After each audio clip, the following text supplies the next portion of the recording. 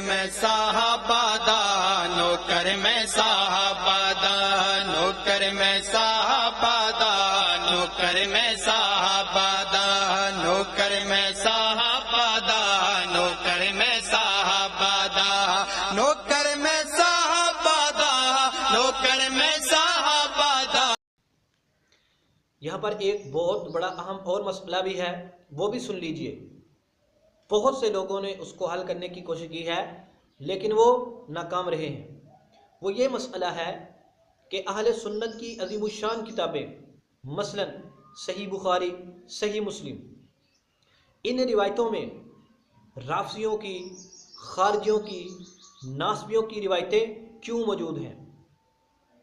और कोई बंदा ये पूछ सकता है आपसे कि अगर अली बिन जाद अल-जोहरी इतना बुरा बंदा था तो हज़रत इमाम बुखारी रहमतुल्लाह अलैह ने उसकी रिवायतें क्यों ली हैं, दूसरे हजरात ने भी। इसी तरह ये इमरान रक्काशी है, इसकी रिवायतें क्यों ली हैं। इनके अलावा भी बहुत से लोग हैं, कुछ राफसी थे, कुछ खारजी थे, कुछ नासबी थे, उनकी रिवायतें इन मेन बुनियादी किताबों में मौजूद क्यों हैं। आप पूरी तवज्जो के साथ इसका इल्मी तहकीकी जवाब सुन लीजिए, इंशाअल्लाह आपके काम आएगा। इसकी कई वजह हैं। वजह नंबर 1, कभी कभी ऐसे होता है कि एक शख्स में कुछ बुराइयां होती हैं, कुछ अच्छाइयां होती हैं। उसकी बुराइयां हर शख्स पर नहीं खुलती। एक बंदे को उसकी अच्छाइयां मालूम है, उसकी बदएतिकादी, उसकी बुराई मालूम नहीं है, और दूसरे बंदे को उसकी अच्छाइयों के साथ उसकी बहुत सारी बुराइयां मसलन बदएतिकादी मालूम हो जाती है। तो जो बंदा उसकी बदएतिकादी से वाकिफ़ नहीं होता वो उससे ताल्लुक़ बनाता है, उसकी तारीफ़ें करता है।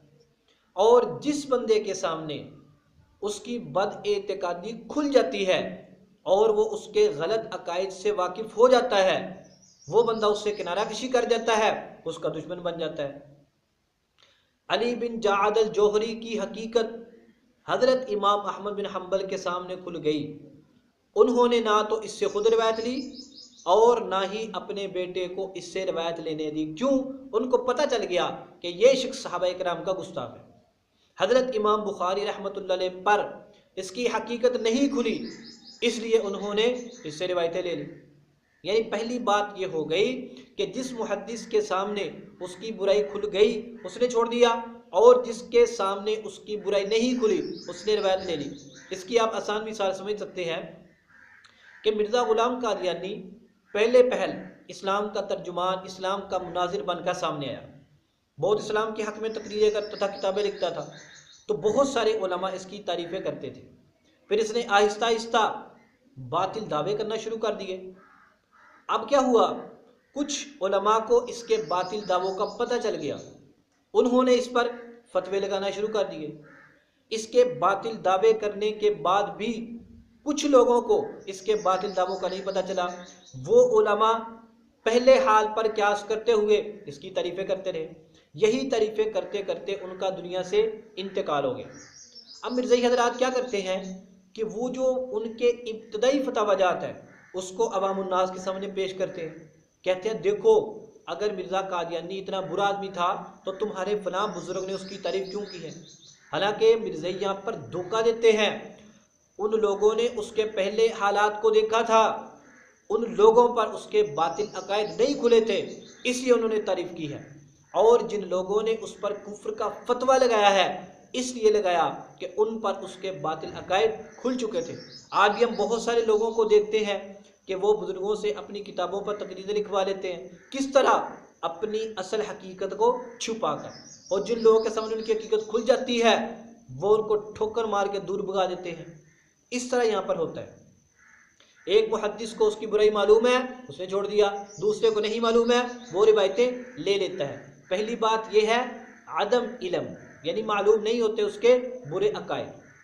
दूसरी बात यह है कि सही बुखारी मुस्लिम में सिर्फ राफियों की, नासबियों की रिवायात नहीं, ज़ईफ़ रिवायतों, रावियों की रिवायतें भी मालूम हैं, और इख्तिलात का शिकार होने वाले लोगों की रिवायतें भी मौजूद हैं। हालांकि वो रिवायतें सही हैं। रावी ज़ईफ़ है रवायत सही है, ऐसे हो जाता है।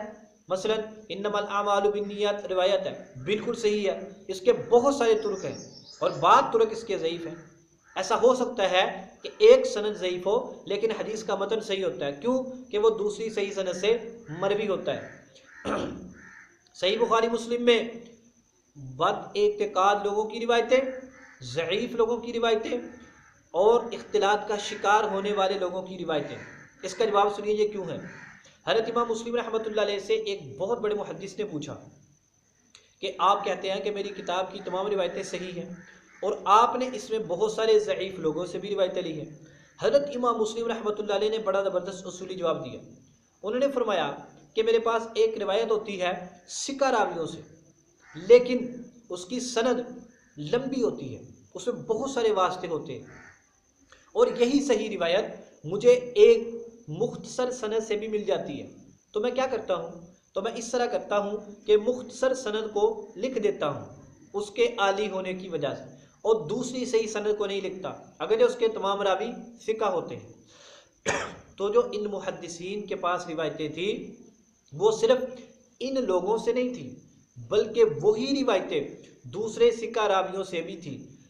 इनका जिक्र क्यों किया, इनकी सनदें क्यों बयान की, मुख्तसर थी इसलिए नहीं कि वो इनको सिका समझते थे, काबिल एतमाद समझते थे, बल्कि सिर्फ उनके आली होने की वजह से उनको नकल कर दिया।